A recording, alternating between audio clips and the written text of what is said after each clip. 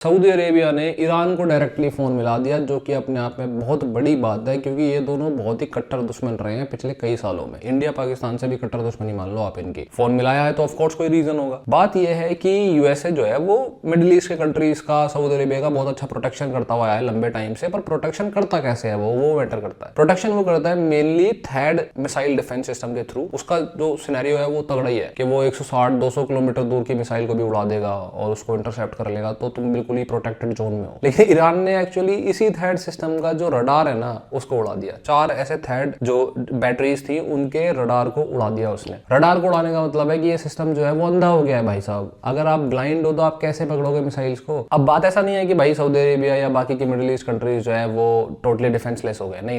US ने कई layers में प्रोटेक्शन को रखा हुआ है। पर प्रॉब्लम ये है कि अब जो डिफेंस होगा वो होगा 40 किलोमीटर की रेंज में। पहले जो हो रहा था 160-170 किलोमीटर की रेंज में। मतलब ये कि यूएस की जो पैट्रियट मिसाइल डिफेंस सिस्टम है और यूएस की नेवी जो खड़ी हुई है वो भी अभी मिसाइल्स और इन सबको इंटरसेप्ट करके खत्म कर सकती है। पर बात ये है कि 40 किलोमीटर के डिस्टेंस पे अगर तुम किसी चीज को इंटरसेप्ट करके फोड़ रहे हो मिसाइल को, तो उसका जो मलबा होगा जलता हुआ वो गिरेगा। और वो गिरेगा तो सऊदी अरेबिया और बाकी कंट्रीज के इंफ्रास्ट्रक्चर पे गिरेगा, उनके रिफाइनरीज पे भी गिर सकता है। जो तेल का काम हो रहा है भाई वहां पे, डेंजरस चीज है। ये चीज सऊदी अरेबिया या बाकी कंट्रीज अफोर्ड नहीं कर सकते। At the same time Iran ने एक बहुत ज्यादा स्ट्रेटेजिकली एक चीज शो करी है पूरी दुनिया को, और वो ये उनकी है क्लस्टर सबमरीशंस मिसाइल्स। मतलब क्या, एक मिसाइल जाती है भाई साहब 20-30 टुकड़ों में डिवाइड हो जाती है, 20-30 छोटे छोटे बॉम्ब में डिवाइड हो जाती है। अभी ईरान जो है वो इन मिसाइल्स का इस्तेमाल ज्यादा नहीं कर रहा है, अब ड्रोन्स का इस्तेमाल कर रहा है, इन्हें बचा के रख रहा है, यही सिग्नल करने के लिए कि हम फ्यूचर में ये कर सकते हैं। अब ये जो मिसाइल है मान लो इसमें 20-30 पार्ट में वो डिवाइड हो जाती है। अगर ऐसे 10 मिसाइल छोड़ दी तो उसके बाद में अगर तुम्हारा मिसाइल डिफेंस सिस्टम जो है वो 98% मैं तो कह रहा हूँ एक्यूरेसी से काम कर ले, 2 बॉम्ब भी बच गए ना एक मिसाइल के, या एक बॉम्ब भी बच गया, तब भी भाई 10 मिसाइल्स में से 10 बच गए। और वहां तेल का काम हो रहा है और इंफ्रास्ट्रक्चर इतना इंपॉर्टेंट है सऊदी अरेबिया का कि अगर कहीं पड़ गया, कई सारे बॉम्ब्स गिर गए, तो